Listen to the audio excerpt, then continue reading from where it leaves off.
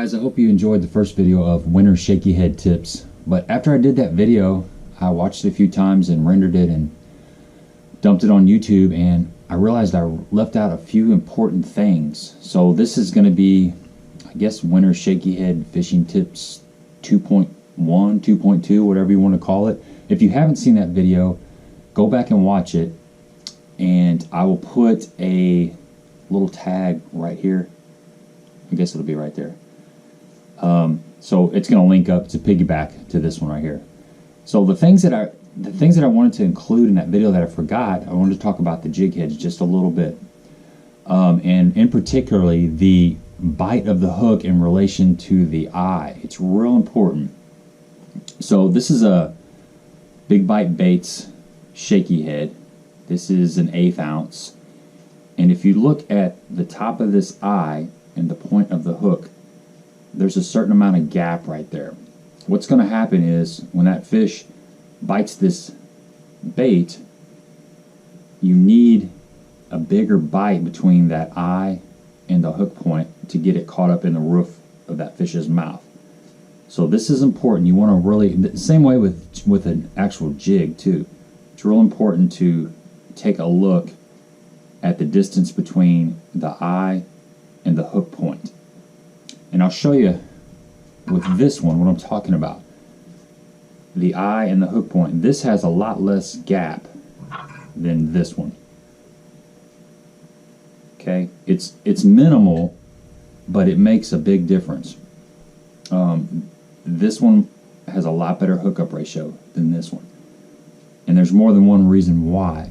If you watched the first video that I did, I talked about the hook keeper and how it impedes the hookup ratio based on the gap between this wire and this hook point.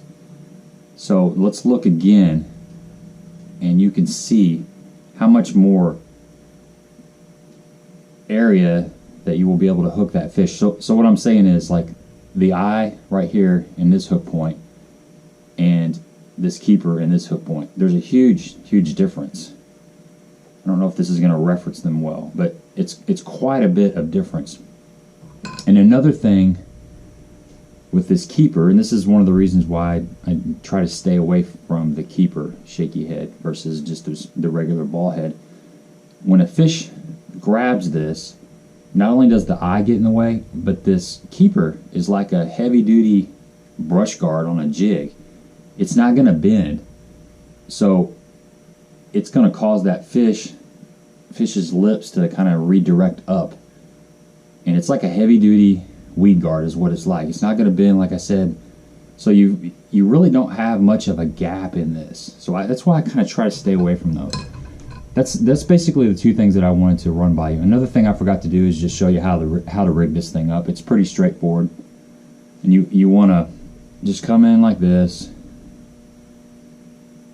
go through, and you get to this point. Let me redo this worm. This worm's kind of chewed up. Let's try this again. I was actually fishing that worm. So you want to come in, see if I can get this light over here a little more. Come in like this, and you just want to go in about, I don't know, 1/8 of an inch, maybe 1/4 of an inch. Come all the way up, then I'll slide that on, spin it around.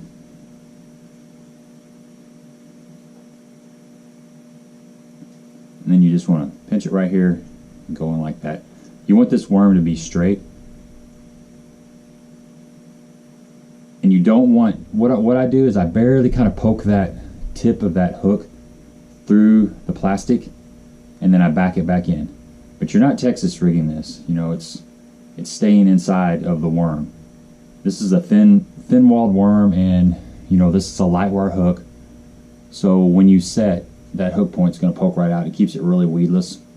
Another thing is, this is the last thing, on that hook set with that light line and spinning rod, you don't really want to slack line them. You don't need to.